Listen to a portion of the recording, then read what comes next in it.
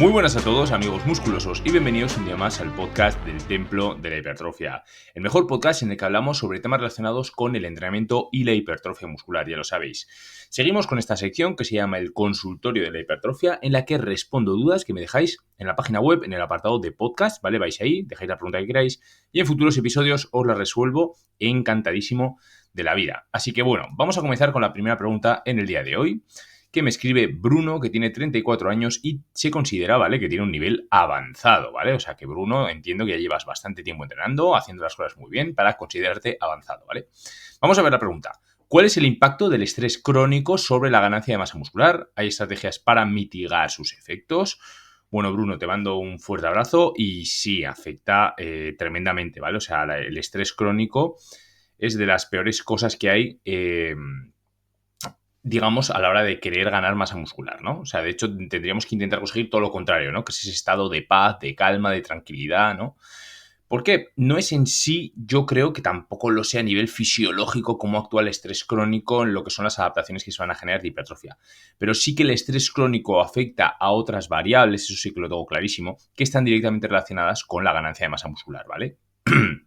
Como por ejemplo, ¿qué ocurre con el estrés crónico? El estrés crónico principalmente, ¿a qué afecta muchísimo? Al descanso, ¿no? Si vivimos con un estrés crónico, porque no es lo mismo. Claro, ahora he estado leyendo últimamente un libro que se llama...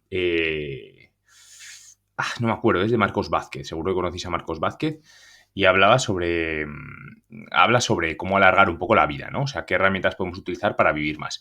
Y en una de ellas hablaba del estrés. ¿Y qué ocurre con el estrés? Que no es lo mismo someternos a pequeños momentos de estrés puntuales en nuestro día a día, como puede ser el entrenamiento de fuerza, ¿vale? Porque tú vas en el entrenamiento de fuerza, si entrenas de manera intensa, por así decirlo, ¿qué es lo que ocurre? Que al cuerpo le estás sometiendo a un estrés, pero momentáneo, puntual, de manera voluntaria, y luego lo que ocurre es que eso tiene muchos beneficios para que el organismo, digamos, pues esté mejor, para vivir más en general, ¿vale? Digamos que se alarga la esperanza de vida gracias a estos pequeños momentos de estrés. Sea, por ejemplo, un entrenamiento de fuerza, sea ir a la sauna un rato, sea someternos un poco a frío o lluvia en la calle, ¿no? Someternos a pequeños momentos de estrés. ¿Qué ocurre? Que cuando ese estrés, en lugar de ser puntual, es crónico, sí que afecta directamente, sobre todo en la recuperación, ¿vale? En el descanso. ¿Por qué? Porque si tú estás en un trabajo que estás súper agobiado, que te presionan muchísimo tus jefes, para aquí, para allá, que cada vez que vas a trabajar ya vas con muchísima ansiedad, se te eleva el cortisol, no puedes pensar con claridad. ¿Qué ocurre? Que luego también llega la noche y no duermes, ¿no? Porque cuando estamos en un estrés crónico, digamos, tenemos un estrés continuo, nos afecta muchísimo al sueño, al descanso, ¿no? Y si tú llegas a la noche y no consigues dormir bien, al día siguiente te levantas cansado otra vez, no puedes entrenar bien, entras ya en un círculo vicioso, digamos que es peor, ¿no? Incluso igual comes más de la cuenta o comes alimentos peores para intentar satisfacer o paliar esa ansiedad que te genera ese estrés crónico, ¿no? Esa situación laboral que te está estresando, una situación familiar, o tienes una pareja con la que no paras de discutir. Esto afecta muchísimo, pero muchísimo, muchísimo, ¿no? Entonces, es lo que os comento, principalmente afecta a la recuperación. ¿Por qué vías? Bueno, la primera obviamente es pues porque duermes peor. Si duermes peor, te recuperas peor. ¿Qué es lo que ocurre? Que si tú descansas peor y encima estás con bastante estrés, el volumen de entrenamiento máximo que tú toleras baja directamente, ¿vale? Digamos que o sea, recuerdo un poco los puntos que había o los niveles que había en cuanto al volumen de entrenamiento, ¿vale? Estaría el volumen mínimo, el volumen de mantenimiento, perdón, quiere decir que con ese volumen de mantenimiento que estás haciendo, como mínimo, mantienes la masa muscular y no pierdes. Y luego estaría el volumen mínimo efectivo, que es un poquito más arriba, quiere decir que con ese volumen de entrenamiento que estás generando, digamos, pues sirve como para generar unas pequeñas adaptaciones de hipertrofia, las básicas, pero no las máximas. Luego estaría el volumen máximo adaptativo, que es el punto, digamos, en el que sería más óptimo que nos movamos. Quiere decir que es el punto máximo, ¿no? Quiere decir que haciendo ese volumen de entrenamiento estamos consiguiendo las máximas adaptaciones de hipertrofia posibles. Si entrenamos más, si nos sometemos a un mayor volumen de entrenamiento, ya estaríamos entrando en el último nivel, que sería el volumen máximo recuperable. ¿Qué quiere decir en ese nivel? Que si ya te pasas de la raya, sí que te recuperas, o ya si superas ese volumen máximo recuperable ya no te recuperas, ¿no? Pero aunque te recuperes, incluso todos los recursos energéticos van destinados a recuperarnos de ese daño que se ha generado y no dejar recursos suficientes extra como para generar nuevo tejido contráctil, nueva masa muscular, ¿no? Entonces, ¿qué es lo que ocurre? Que cuando nosotros estamos en un momento en el que estamos en una etapa, por ejemplo, de volumen, ¿no? Que comemos bien, descansamos a gusto, no tenemos estrés, nos sentimos bien, estamos entrenando bien. ¿Qué es lo que ocurre? Que ahí el volumen máximo adaptativo aumenta, entonces podemos tolerar un mayor volumen de entrenamiento y por lo tanto se van a generar más ganancias, más adaptaciones de hipertrofia. Pero en el momento en el que ya descansamos peor debido a un estrés crónico, ya entramos en un círculo vicioso en el que el volumen máximo adaptativo disminuye mucho. ¿Vale? Pero es que no es solo que disminuya mucho el volumen máximo adaptativo, es que además el volumen mínimo efectivo y el volumen de mantenimiento, digamos que aumentan un poquito, ¿vale? Porque no es lo mismo cuando estamos a gusto, cuando nos encontramos bien en una etapa de volumen, que a pocas que entrenemos, el entorno que tiene el cuerpo es más bien anabólico, digamos, es un entorno que fomenta ese mantenimiento de la masa muscular o incluso la ganancia, ¿no? Sin embargo, estamos en un momento de estrés, comiendo mal, descansando poco, tal y cual, no es que podamos tolerar menos volumen de entrenamiento, sino es que además necesitamos, por así decirlo, más series como para mantener esa masa, porque esa masa muscular que ya tenemos, ¿no? El volumen mínimo efectivo o el volumen de mantenimiento suben un poco. Entonces, la línea, digamos, el hueco que hay entre el volumen máximo adaptativo y el volumen de mantenimiento o el volumen mínimo efectivo es más pequeño, entonces es más complicado conseguir mantener esa masa muscular, ¿no? Porque lo que comento, cuando estamos en una etapa de estrés crónico, pues nuestro organismo no está en un buen momento, digamos, como para mantener esa masa muscular, ¿no? Sino que tiende a catabolizarla más. Por eso hay que tener muchísimo cuidado, lo que te comento, Bruno, ¿vale? El estrés crónico principalmente afecta a la recuperación, al descanso, que es una de las variables más importantes, que como tal luego encima afecta al volumen de entrenamiento, obviamente, ¿no? O sea, es como una cadena, ¿no? Una cosa pilla la otra, la siguiente, ¿no? Entonces llega un punto en el que, bueno, pues eso, no es nada interesante. Si podemos evitar todo este estrés crónico, mejor, ¿vale?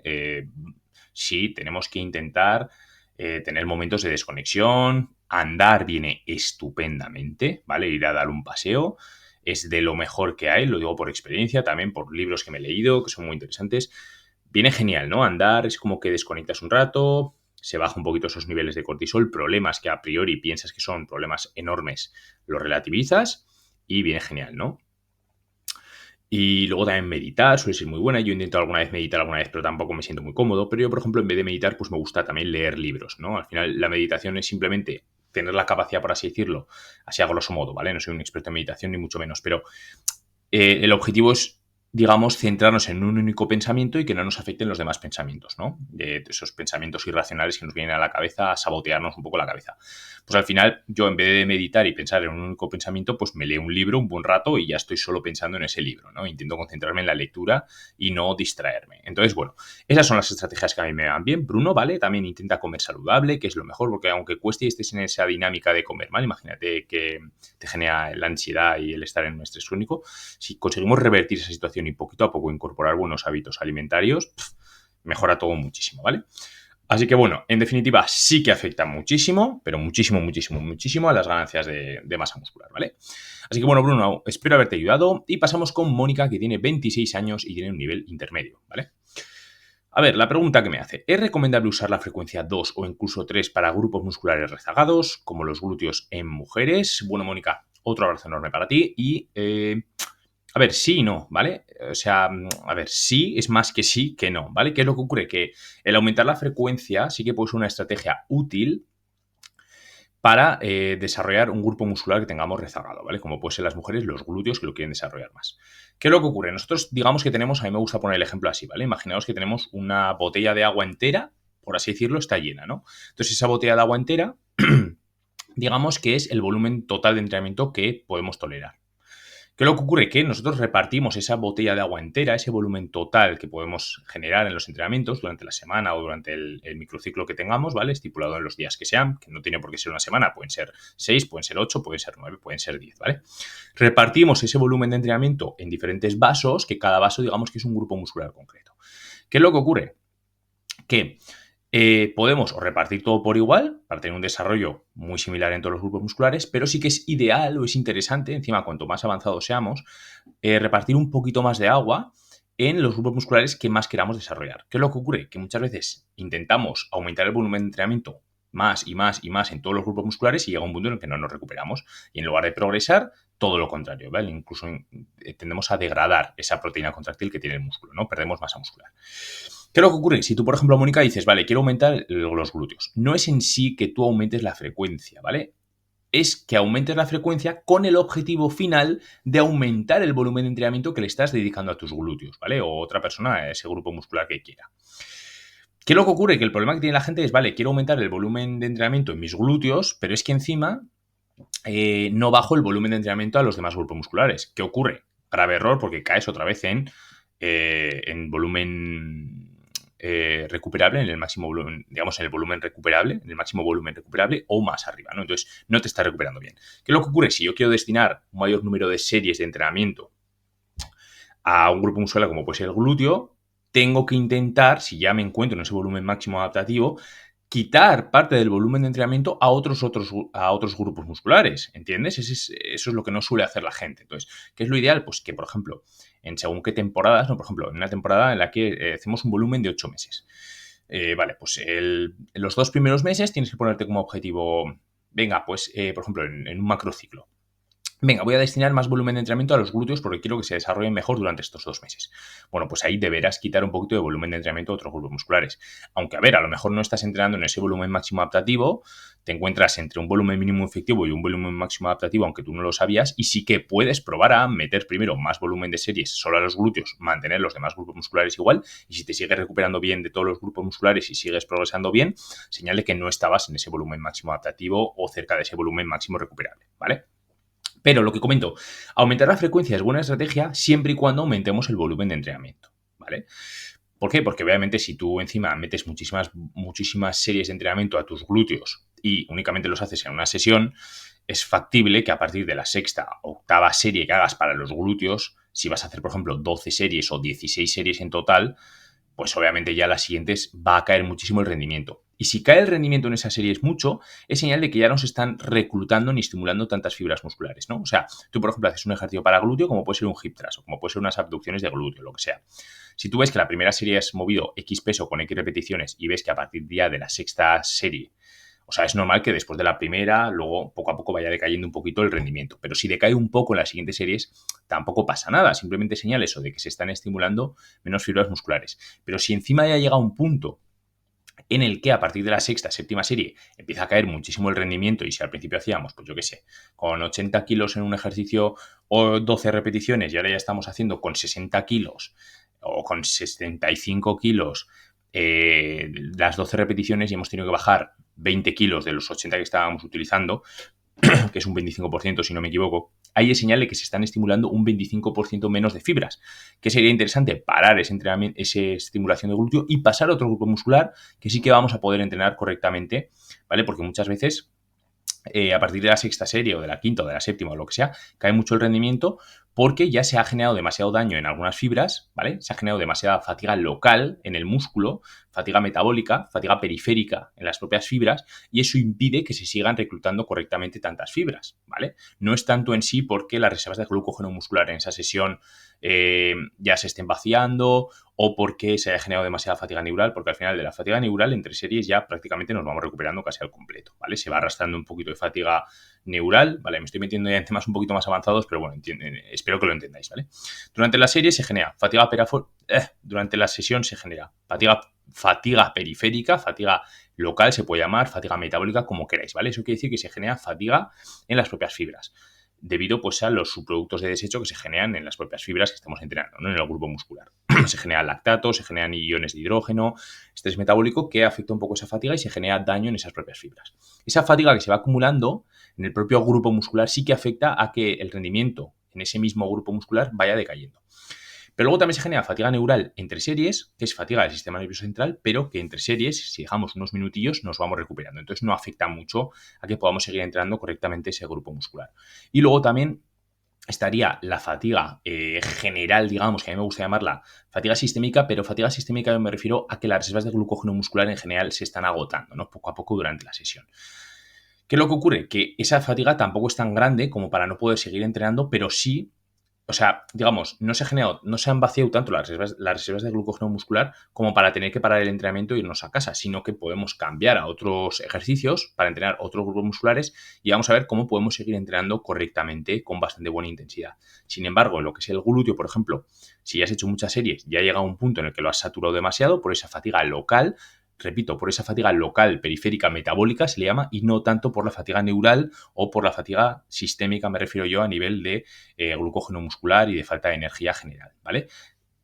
Me explico con esto, ¿no? O sea, lo que quiero llegar es que si tú quieres meter mucho volumen de entrenamiento para el glúteo, sí que es interesante repartirlo en diferentes frecuencias, porque a partir de X series en una misma sesión para un mismo grupo muscular, ya no es interesante seguir entrenándolo, sino que es mejor pasarte a otro grupo muscular que vas a poder entrenar correctamente, porque obviamente no tiene fatiga local, ¿vale? Imagínate que has entrenado el glúteo y luego ya pues quieres pasar a los isquios o quieres pasar a un grupo muscular del tren superior. Está genial porque está fresco y fatiga neural tampoco hemos arrastrado mucha, seguimos teniendo todavía reservas de glucógeno para seguir entrenando bien y obviamente pues ese grupo muscular ahora del tren superior que vayas a entrenar después del glúteo no tiene ningún tipo de fatiga local, en cambio el glúteo sí, entonces dejamos que se recupere bien el glúteo ya sin darle más caña y dentro de 2 días cuando se haya recuperado bien ya volveremos a entrenarlo, ¿vale?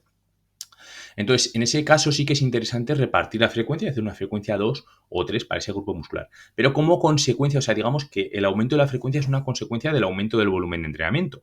Si yo quiero el glúteo, en vez de darle 8 series semanales o 6 series semanales, quiero meterle 16, pues inevitablemente, como consecuencia de querer aumentar el volumen de entrenamiento para el glúteo, tendré que dividirlo en más frecuencias, ¿vale?